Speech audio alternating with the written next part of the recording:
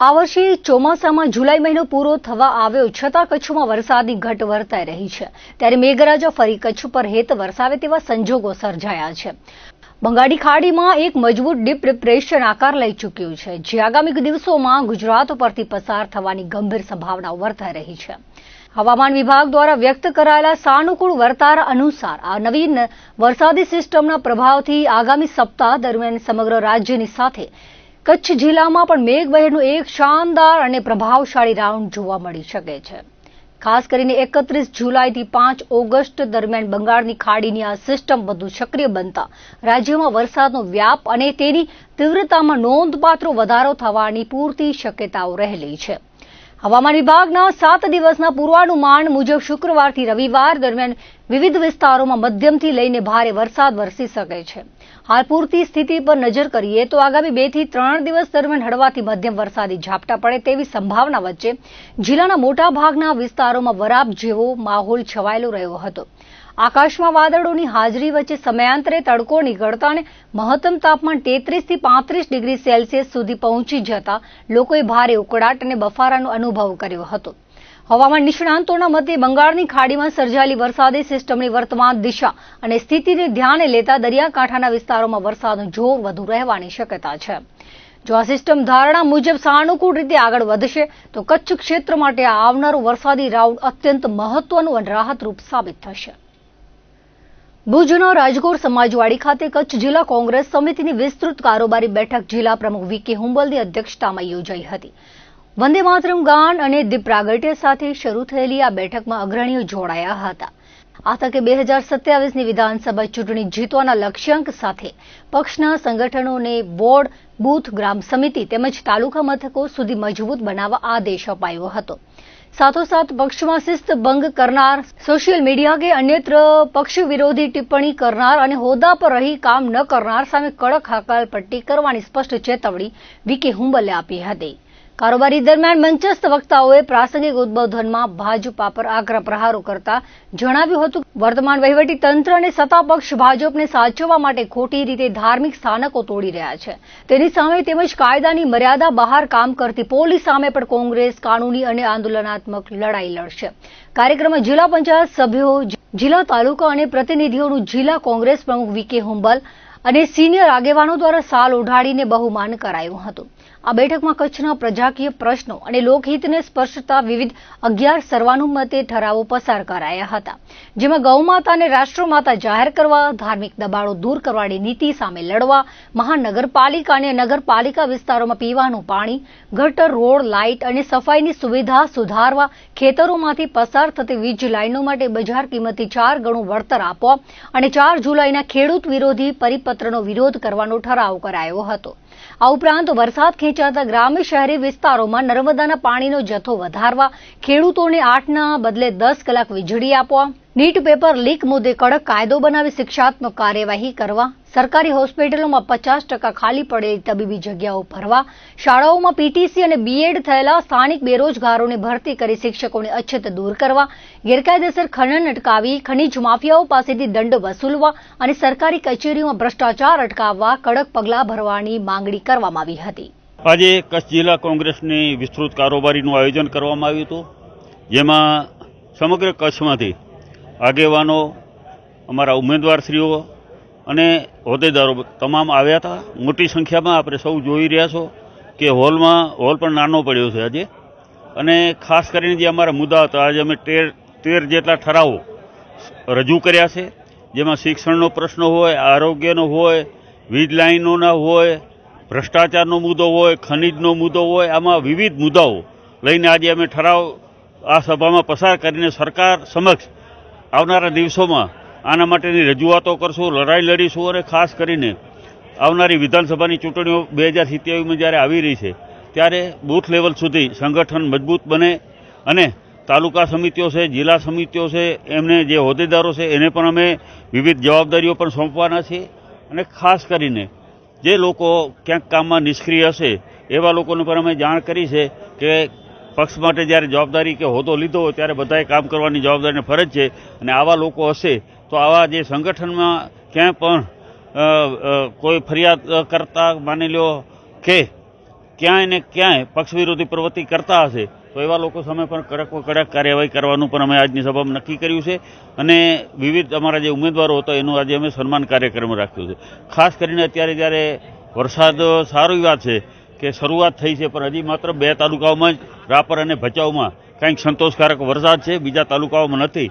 તો એના માટે પણ અમારે સરકારશ્રીને અનુરોધ કરીએ છીએ કે પીવાના પાણીની તકલીફો છે, ઘાસચારાની તકલીફો છે, એના માટેની વ્યવસ્થા ગોઠવે અને ખાસ કરીને આ તાયફાઓ છે એ બંધ કરી અને લોકો ઉપયોગી કામ થાય. શિક્ષણમાં પણ આપણે જોઈએ છીએ કે આપણા જિલ્લાની પરિસ્થિતિ ખૂબ ખરાબ છે, 50%થી વધારે જગ્યાઓ ખાલી છે.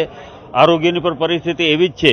તો આ સરકારમાં જે લોકોના કામ થવા જોઈએ થતા નથી, ભ્રષ્ટાચાર ખૂબ માજા મૂકી છે. ખાસ કરીને ખનીજનો મુદ્દો હતો કે ખનીજના તમે રેડપાડો દંડ કરો છો પણ એની વસૂલાત કેટલી કરી, આ મુદ્દા ઉપર પણ અમે ખનીજ વિભાગ પાસેથી આમ તો આરટીઆઈ હેઠળ અમે માહિતી માગી જ છે, પણ આવનારા દિવસોમાં કદાચ લડાઈ પર લડવી પડે કે જાહેરાતો થાય છે દંડની પણ એની વસૂલાત ક્યાંક ને ક્યાંક થતી નથી. તો બેફામ અત્યારે તમામ રીતે ભ્રષ્ટાચાર હોય, ખનીજનો મામલો હોય કે કોઈ પણ ખાતામાં કે વિભાગમાં જાઓ, આમ આદમીનું કોઈ કામ થતું નથી. માત્ર ને માત્ર ઉદ્યોગપતિઓનું કામ થાય છે.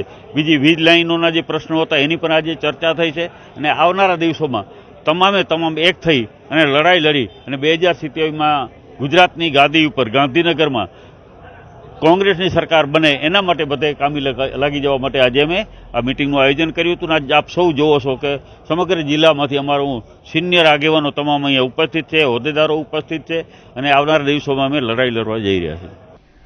મુન્દ્રાના ક્રિકેટ રસિકો તેમજ શહેરીજનોની આતુરતાનો અંત આવ્યો છે અને માંડવી મુન્દ્રા વિસ્તારના ધારાસભ્યના પ્રયાસોથી પૂર્વ નગરપતિ રચનાબેન જોશી અને કિશોરસિંહ પરમારની મહેનતથી આખરે મુન્દ્રાના શાસ્ત્રી મેદાન મધ્યે આધુનિક સ્પોર્ટ્સ ગ્રાઉન્ડના નિર્માણની કામગીરીનો પ્રારંભ થયો છે. સુધરાઈના ચીફ ઓફિસર વૈભવ વ્યાસે જણાવ્યું હતું કે 5 કરોડના ખર્ચે નિર્માણ પામનારા સ્પોર્ટ્સ ગ્રાઉન્ડમાં ક્રિકેટ મેદાન, પેવેલિયનમાં ઘાસ, જીમખાનું, બોક્સ ક્રિકેટ, વોકવે તેમજ રમતગમત ક્ષેત્રે ક્રિકેટ ક્ષેત્રે આધુનિક સ્પોર્ટ્સ ગ્રાઉન્ડ બનશે, જે મુન્દ્રાવાસીઓ માટે નવલું નજરાણું રહેશે. સુધરાઈના હાલના પ્રમુખ ભોજરાજ ગઢવીએ મુન્દ્રાને આધુનિક સ્પોર્ટ્સ ગ્રાઉન્ડની ભેટ આપવા બદલ ધારાસભ્ય અનિરુદ્ધ દવેનો આભાર વ્યક્ત કર્યો હતો. શાસ્ત્રી મેદાનમાં આધુનિક સ્પોર્ટ્સ ગ્રાઉન્ડની કામગીરીના નિરીક્ષણ દરમિયાન સુધરાઈના રાજેશ ગઢવી, સુખદેવસિંહ જાડેજા, ઋષિરાજસિંહ જાડેજા, મહેંદી જત હાજર રહ્યા હતા.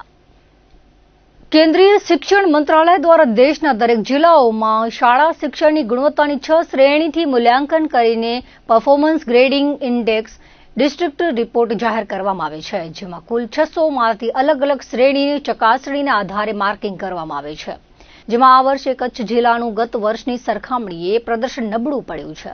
ખાસ કરીને 600માંથી 290 ગુણ શાળાના પરિણામો આધારિત હોય છે, જેમાં શાળામાં શિક્ષક પ્રવેશતા કયા એકમો ભણાવે છે, શિક્ષકે ભણાવેલા એકમોમાંથી વિદ્યાર્થીઓ કેટલું શીખી શકે છે, બાદમાં આ એકમોની પરીક્ષામાં વિદ્યાર્થીઓને કેટલા ગુણ મળ્યા છે સહિતની ચકાસણી થાય છે.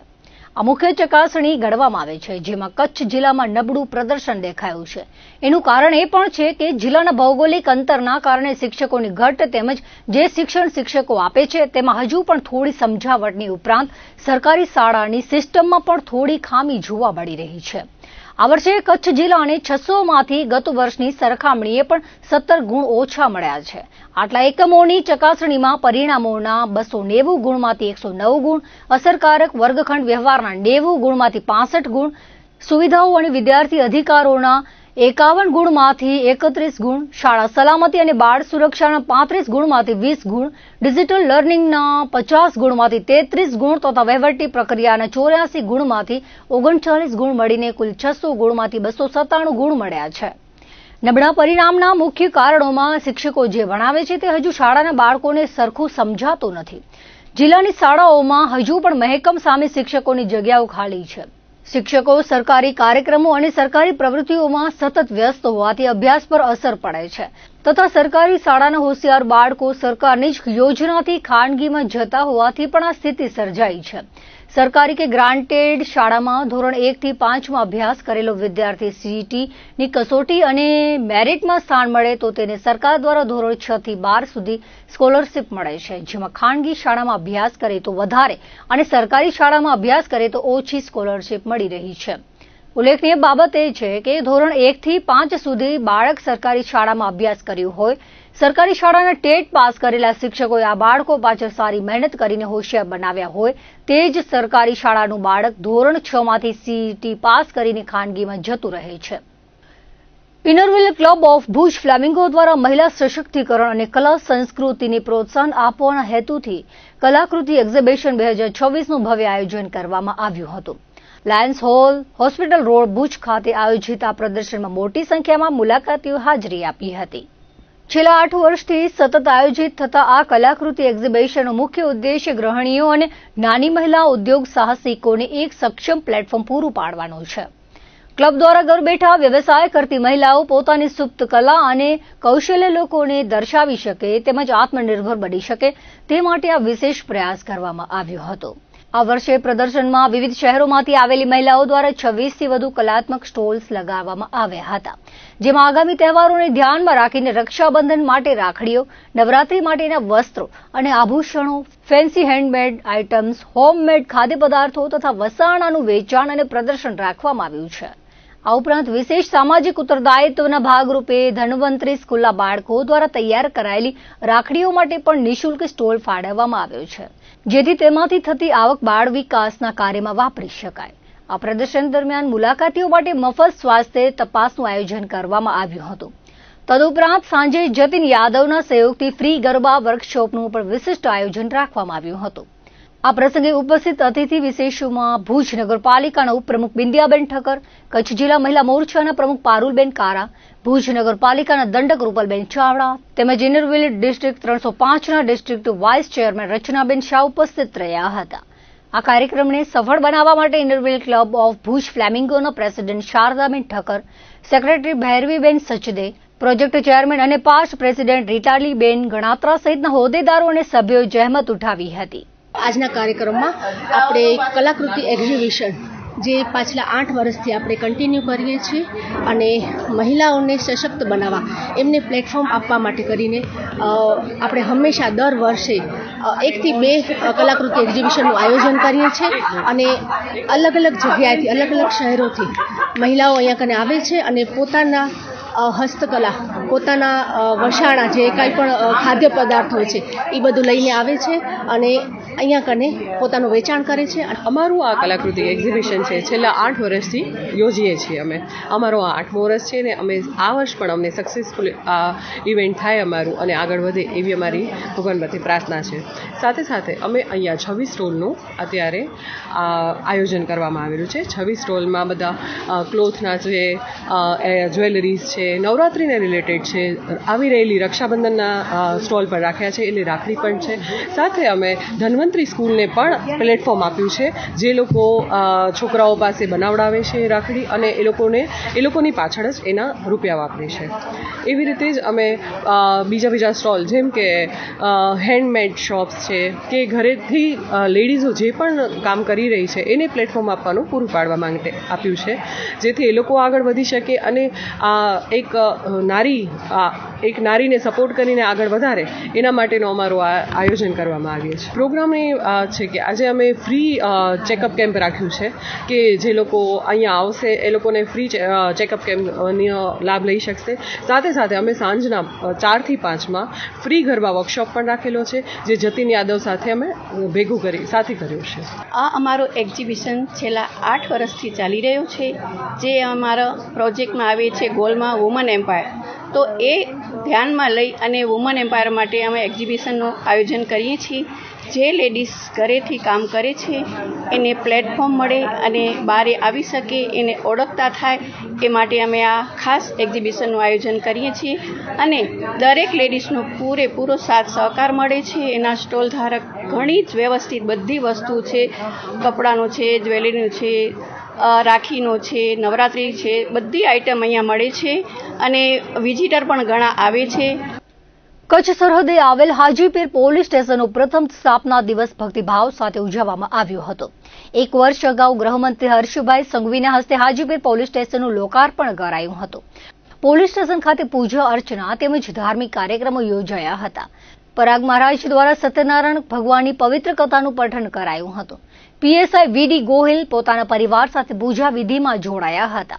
ઉપરાંત એએસઆઈ નરેન્દ્રસિંહ પરમાર પણ પરિવાર સાથે ઉપસ્થિત રહી ધાર્મિક કાર્યક્રમમાં સહભાગી બન્યા હતા. કાર્યક્રમમાં નરા પોલીસ સ્ટેશનના પીએસઆઈ એચ.સી. પરમાર, હાજીપીર મુજાવર પરિવારના અબ્દુલ્લા બાવા, હાજી અબ્બાસ, હાજી દાઉદ, ફુલસમ હાજીહાણી, ઓસમાન બાવા, અબ્દુલ તમાશી, હારૂન જદ, હાજીપીર ગામના સરપંચ હાજીભાઈ, હાજીપીર તથા નરા પોલીસ સ્ટેશનનો સ્ટાફ, ઉમેશ આચાર્ય, આદમ નોતિયાર તેમજ હાજીપીર ગામના યુવાનો મોટી સંખ્યામાં ઉપસ્થિત રહ્યા હતા. કાર્યક્રમને સફળ વ્યવસ્થા હાજીપીર પોલીસ સ્ટેશનના કિરણ નાઈ, દિનેશ ચૌધરી, વિજયભાઈ, સુભાષભાઈ, હેતલબેન, શંભુસિંહ સહિતના સ્ટાફ દ્વારા કરવામાં આવી હતી. કાર્યક્રમના અંતે મહાપ્રસાદ અને સામૂહિક ભોજનનું આયોજન કરવામાં આવ્યું હતું. મુન્દ્રા બારોઈ નગરપાલિકા વોર્ડ નંબર 2ના વેપારીઓ અને અનેક કોલોનીના રહીશો દ્વારા પાવાપુરી રોડ બનાવવા રોજગાર દુકાન વેપાર બંધ પાડીને આર.એન્ડ.ડી વિભાગ, ટીડીઓ અને પ્રાંત કચેરી વિભાગને આવેદનપત્ર પાઠવ્યું હતું. સર્વે વેપારીઓએ મુન્દ્રા બારોઈ પાલિકા જૂની ગ્રામ પંચાયત રોડથી પાવાપુરી મહારાણા પ્રતાપ સર્કલ સુધી પ્રબળ આ રોડ બનાવવાની માંગ કરી છે. અગાઉ પણ આ બાબતે રજૂઆતો થઈ છે, છતાં કોઈ કામગીરી ન થતા હાલ આ મુદ્દાને લઈને રોડ પર જનમેદની ઉમટી પડી હતી. જો કોઈ યોગ્ય કામગીરી નહીં કરવામાં આવે તો આવનારા સમયમાં આ મુદ્દા પર ગાંધી ચિંધ્યા માર્ગે આંદોલન કરવાની ફરજ પડશે, તે વેપારીઓએ આક્રોશ સાથે જણાવ્યું હતું. દર્શક મિત્રો, આ તો અત્યાર સુધીના કચ્છ ટીવી સમાચાર. ફરી મળીશું નવા સમાચારો સાથે, નવી અપડેટ સાથે. ત્યાં સુધી મને રજા આપશો. નમસ્કાર.